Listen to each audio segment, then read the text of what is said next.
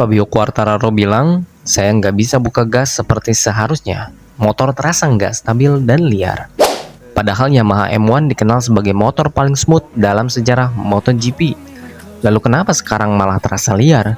Masalahnya ada di satu komponen tersembunyi, electronic mapping. Yuk kita bongkar di episode Deep Inside kali ini.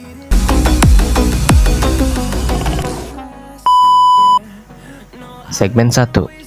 Apa itu throttle mapping dan engine brake? Di MotoGP modern, motor bukan cuma soal mesin, tapi bagaimana tenaga mesin itu diatur oleh otak elektronik. Ada 3 komponen penting. 1. Throttle mapping yang mengatur seberapa besar gas yang diberikan saat rider membuka throttle. 2. Engine braking, kekuatan rem mesin saat rider melepas gas. 3. Power delivery mapping, urutan dan jumlah tenaga yang dikirim ke roda belakang. Ketiga hal ini disimpan dalam ECU Electronic Control Unit yang berisi software map untuk tiap tikungan, tiap gear, dan bahkan tiap kondisi ban. Mapping itu seperti perasaan motor. Kalau mappingnya salah, rider akan kesulitan buka gas, kehilangan grip, susah prediksi reaksi motor. Segmen 2. Yamaha versus Ducati, filosofi mapping. Ducati, mappingnya agresif dan fleksibel, disesuaikan dengan rider style dan kondisi balap.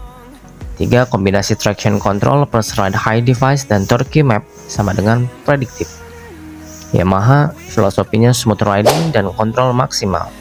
Tapi sejak regulasi ECU tunggal, mereka kesulitan. Mapping mereka terlalu linear, terlalu aman. Power terasa halus tapi tidak kuat dan tidak adaptif. Masalah utama Fabio, saat corner exit, dia tidak bisa percaya dengan tenaga yang keluar dari motor. Kadang terlalu agresif, kadang malah nggak ngangkat. Segmen 3. Fabio Quartararo kehilangan feeling. Case study. Saat itu di GP Le Mans 2025, Fabio kehilangan banyak waktu di sektor tikungan cepat.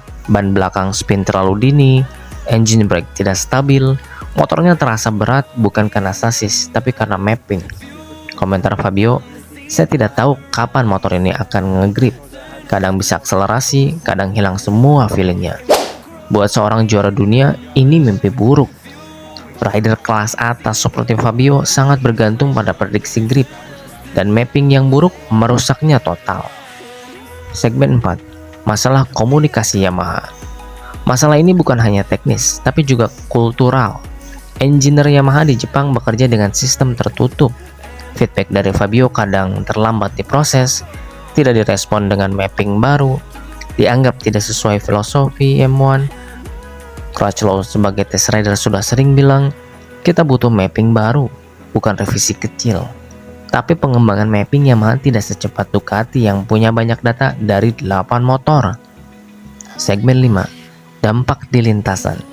Akibat mapping yang buruk, Fabio sering overbrake di corner entry, kesulitan buka gas di exit, harus ganti racing line agar lebih aman. Artinya, ban cepat habis, waktu per lap tidak konsisten. Fabio frustasi dan kehilangan motivasi. Dan semua ini bukan karena dia pelan, tapi karena dia tidak bisa mempercayai motornya sendiri. Penutup.